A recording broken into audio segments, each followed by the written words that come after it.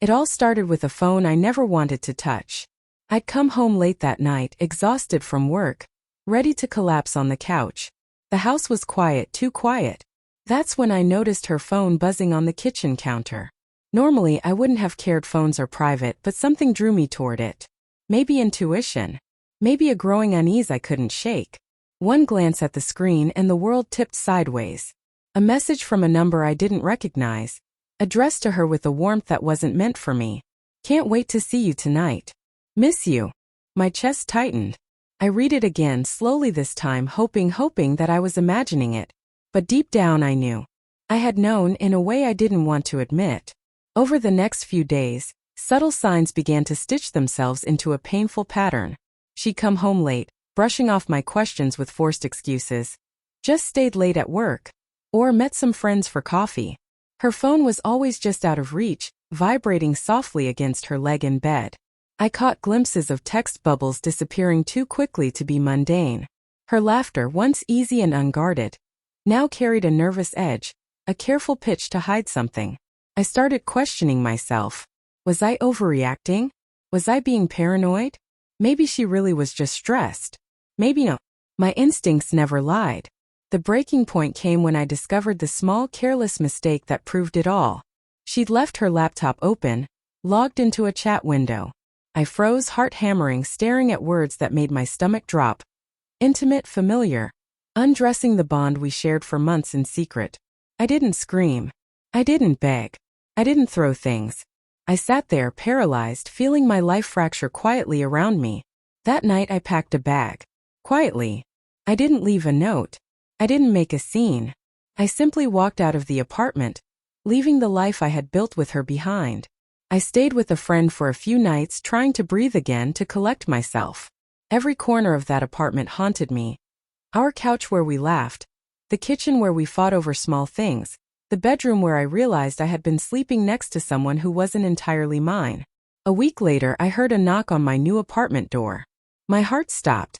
It was him, her new man, standing there, smiling nervously, as if I was supposed to welcome him into the life she had abandoned me for. I wanted to talk, he said, words fumbling. I stared, silent. No one had prepared me for this. The audacity of facing him, the embodiment of my heartbreak, standing casually in my living room. I just wanted to say, I really care about her, he continued. His voice was steady, but I could hear the hesitance underneath. I know this is hard, but I wanted to be honest. Honest. The irony of the word made my lips twitch. I don't need your honesty, I said finally. You need to understand boundaries. He shifted uncomfortably. I didn't know she was married when we met, he said. His eyes flicked to the floor. I laughed, bitter, hollow. She didn't tell you because she didn't want to. She lied to me for months, and somehow, you get an excuse for her behavior. He didn't answer. And that silence felt like the only truth in the room. That encounter forced something in me, a strange clarity. All the anger, all the betrayal, all the humiliation, I didn't need to act on it. I didn't need to argue, didn't need to beg for explanations. I had left. I had chosen myself.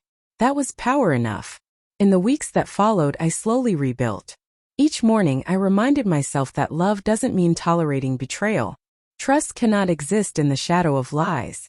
And loyalty, real loyalty, requires honesty, something she had stripped from our marriage.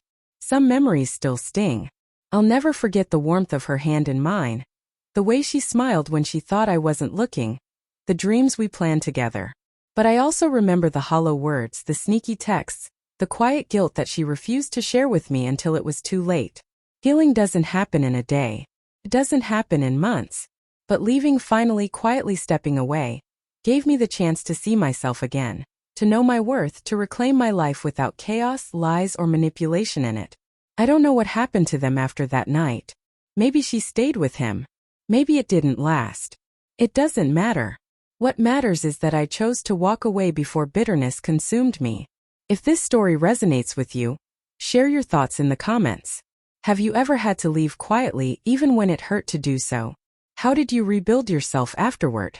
And don't forget to subscribe for more deeply human, emotionally raw storytimes like this, where betrayal meets resilience and heartbreak becomes a lesson in self-respect.